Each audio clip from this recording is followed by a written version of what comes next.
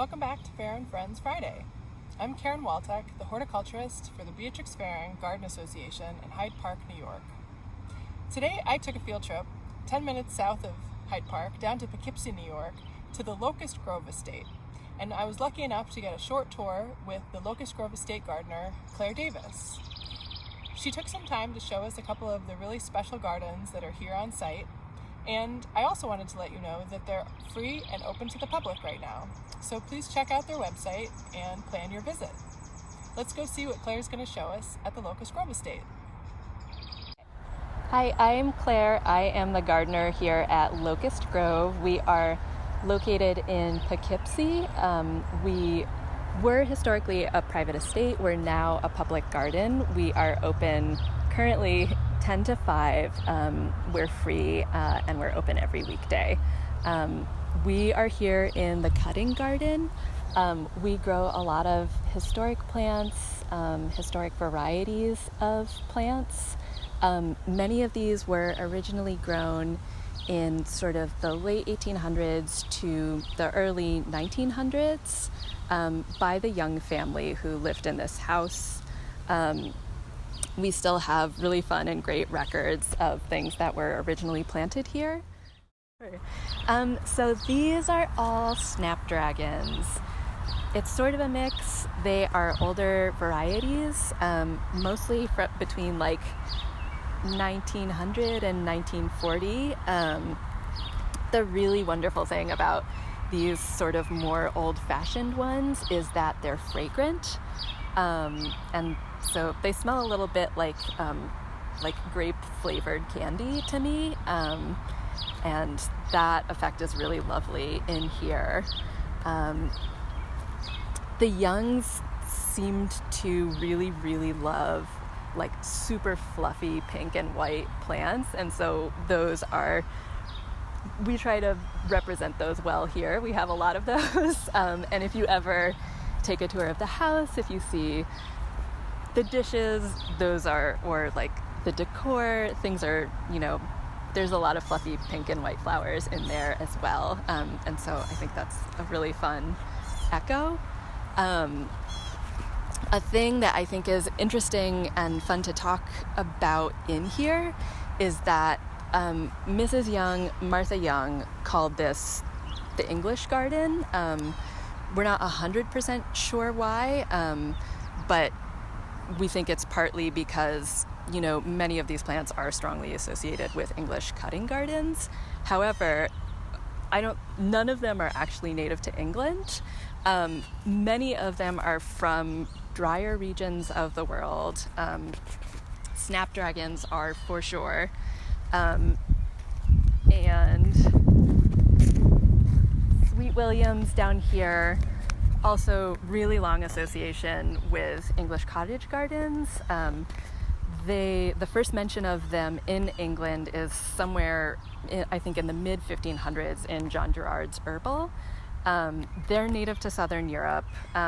They want a dry situation, and often people will plant these as annuals or biennials.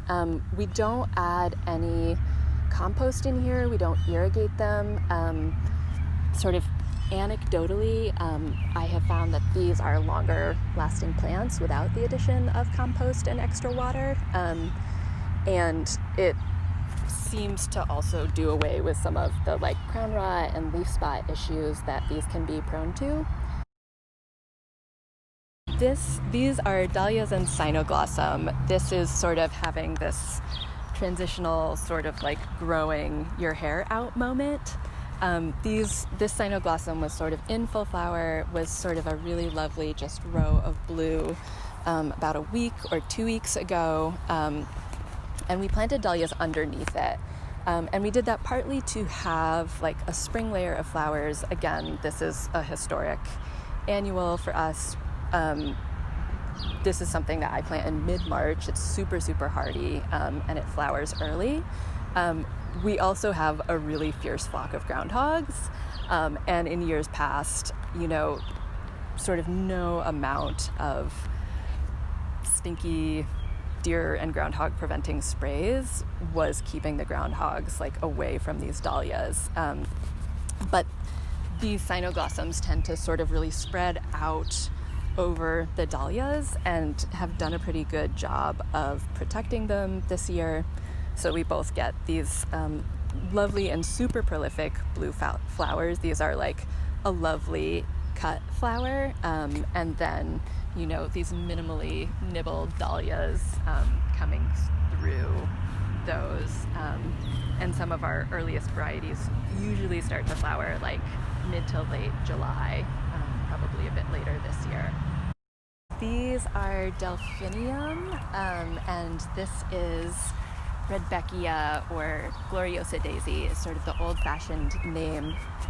And this is another space where, you know, we do our best to plant sort of groundhog and deer-resistant plants that are also historic varieties, but we also layer things so that there's kind of always something coming and going, but in some cases these plants like help protect the smaller ones and prevent them from getting eaten.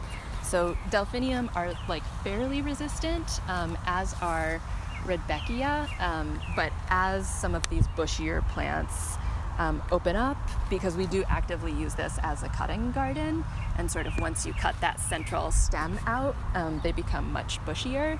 They also sort of protect like the less deer resistant plant, which I plant under the bushier thing. So these are both things that would have been in this garden in the early 1900s.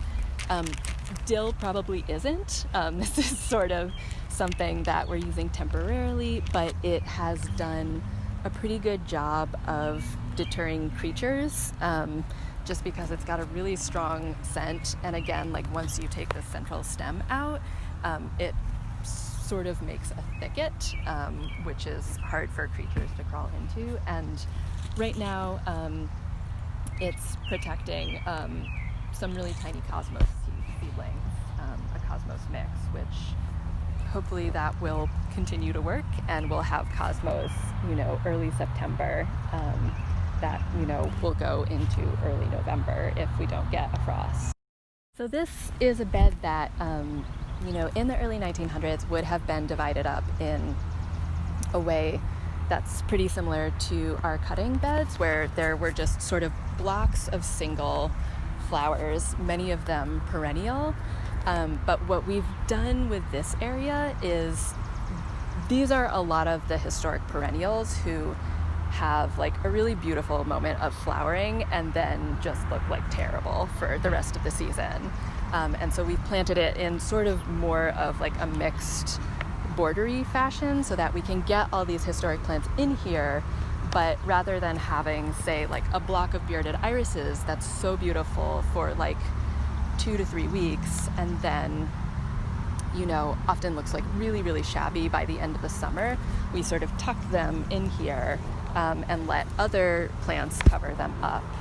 And so, yeah, it helps us get more historic plants in here. It's just like a really fun way to get to play with some of these historic plants. There are a lot of really lovely natives in here.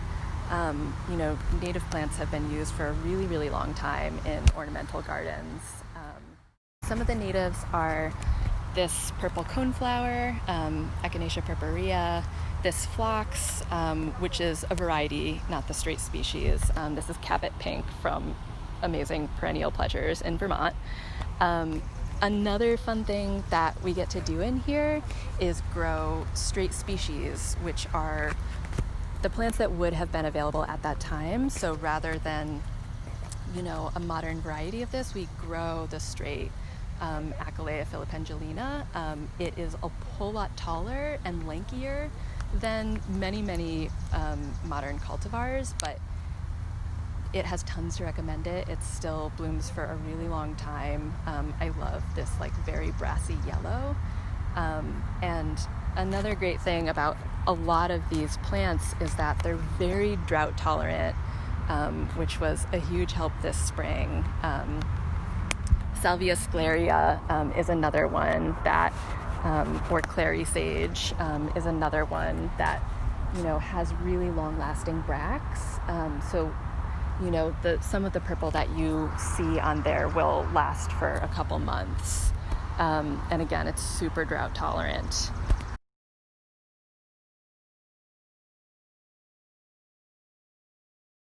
This is our veggie garden. This is a working veggie garden. We maintain it with an amazing crew of volunteers, and we work on here on Thursday mornings. In the past and normally, we all split up the produce before volunteers head out. Because this year has been different, a lot of this produce has been going to Beacon Mutual Aid, who we really appreciate for, taking this produce as it is. We're able to drop off big bundles, a lot of greens, a lot of beets this spring, and that's been really helpful because one of the things that we miss when we don't have our volunteers here is the harvesting, and that these plants need to be harvested to keep producing. We also do a lot of successions in here. You can sort of see where these beets are almost done, but we've got sort of another batch coming up, and so there's a lot always kind of coming and going in here. We do grow a lot of the varieties that the Youngs grew when they were here. This has been a kitchen garden in some way, shape, or form for a really long time, but it was restored about 20 years ago, and that was a big project, and we're really happy to have this space to grow all these veggies. So the first thing you see when you enter through the visitor center are the gardens. We also have many acres of forest are part of this place. We're always the trails are open as long as the grounds are open. They're free. The trails are pretty gentle inclines. Dogs are welcome. Many acres of beautiful lowland forest to explore. I hope you enjoyed that short tour of the Locust Grove Gardens with Claire as much as I did. Visitors are often asking us what other local attractions they can visit in the area when they come to the Beatrix Farrand Garden, and we're so glad to have another beautiful public garden only minutes away from ours. So we hope that when you visit us, you'll consider visiting Locust Grove. We'll look forward to seeing you next week with another Fair and Friends Friday. And until then, have a good week.